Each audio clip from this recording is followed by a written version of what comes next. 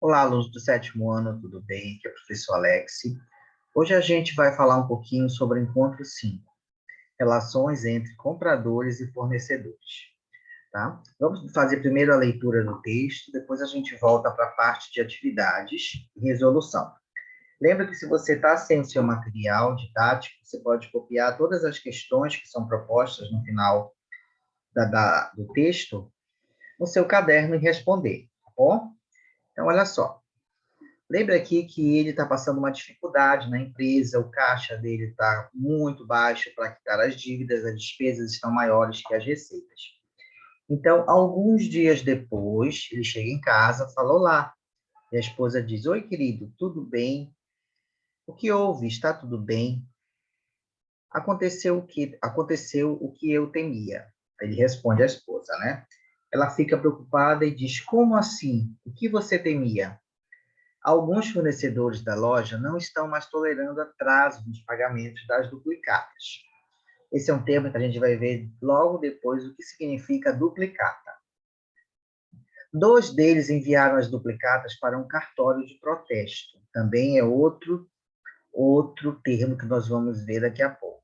E de títulos, pois já venceram e não consegui pagá-las. Ele, muito preocupado, conversa com a esposa.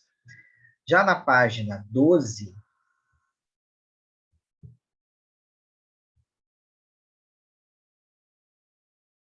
pai, na semana passada tivemos uma palestra na escola sobre as causas das dívidas nas famílias que têm empresa.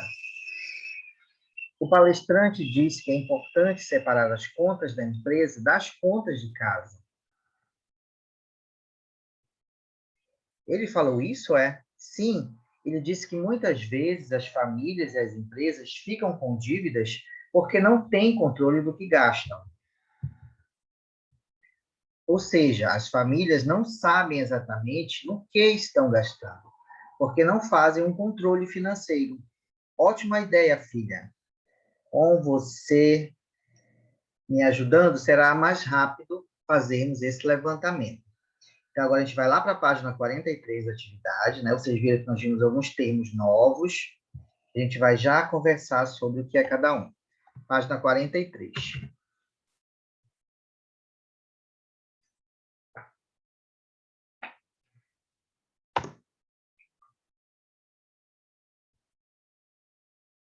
Tá? Página 43. Quinto encontro. Lembra de você sempre copiar no seu caderno todas essas atividades.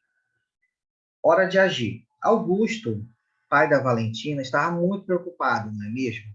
O que ele temia e acabou acontecendo.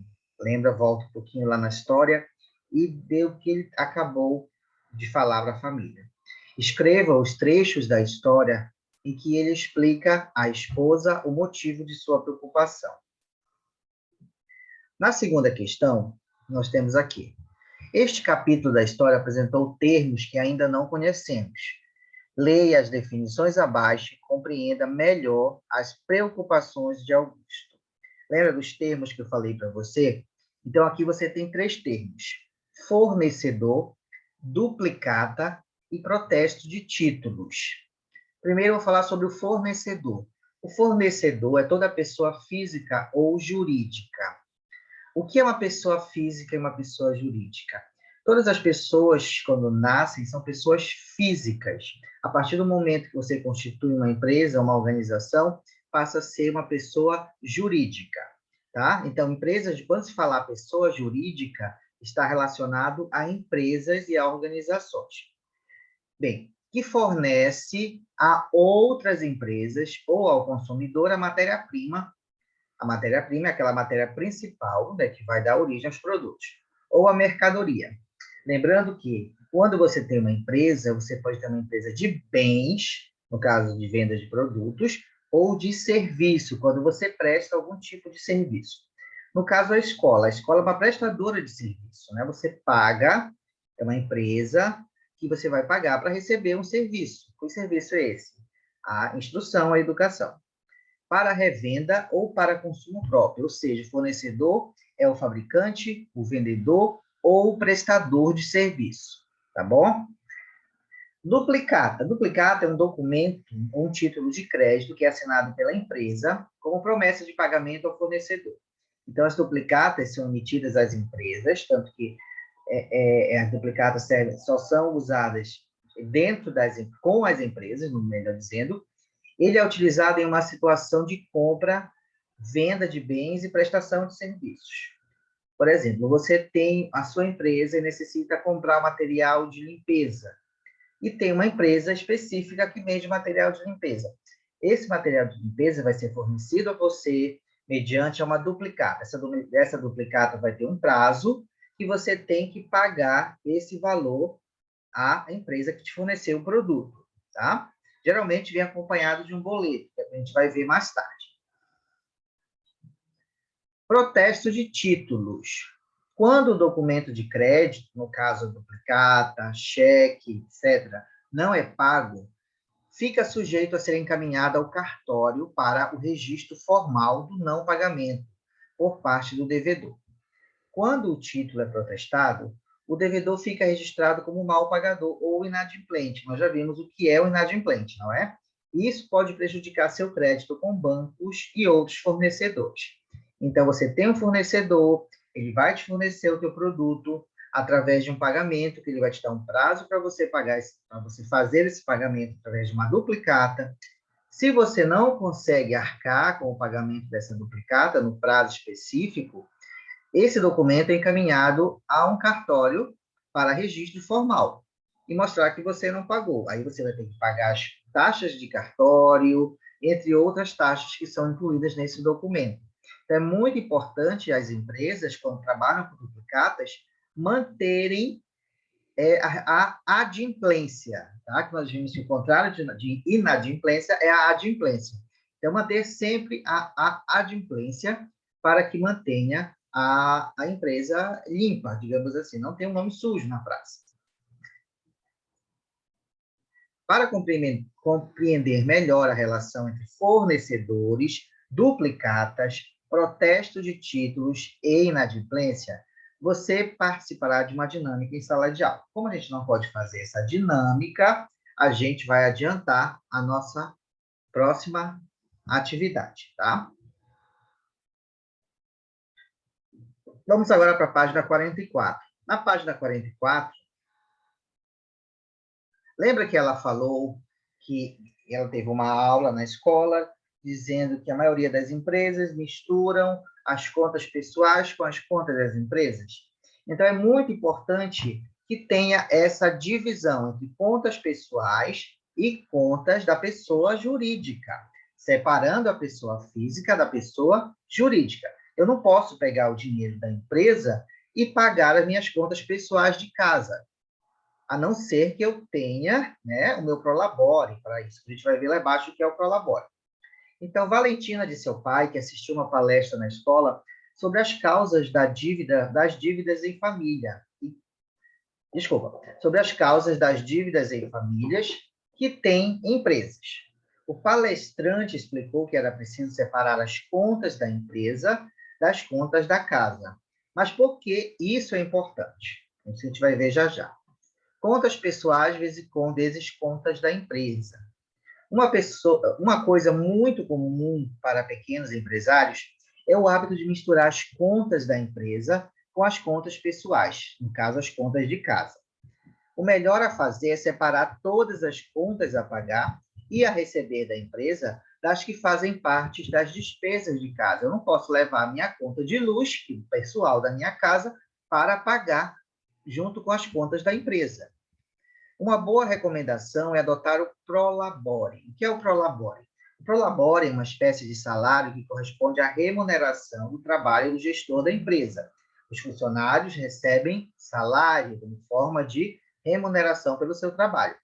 Já o proprietário da empresa, como remuneração pelo seu trabalho, como gestor da empresa, ele vai receber uma remuneração que é chamada de Prolabore.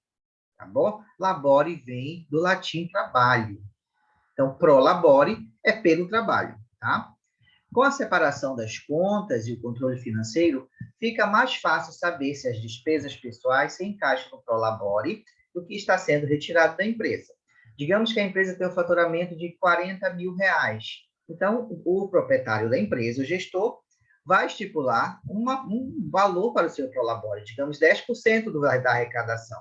E ele tem que fazer o pagamento das contas pessoais com o prolabore que recebe. Olha, aqui você tem um gráfico, um organograma que mostra contas da empresa e do lado as contas pessoais, tá?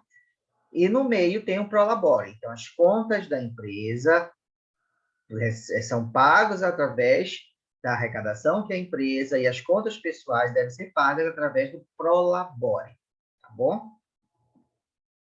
Você sabe quais são os documentos utilizados nas transações de compra e venda entre as pessoas?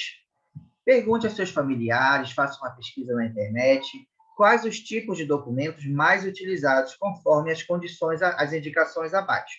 Aí você vai fazer uma pesquisa e vai registrar. Lembra de anotar tudo isso no seu caderno para você responder, tá?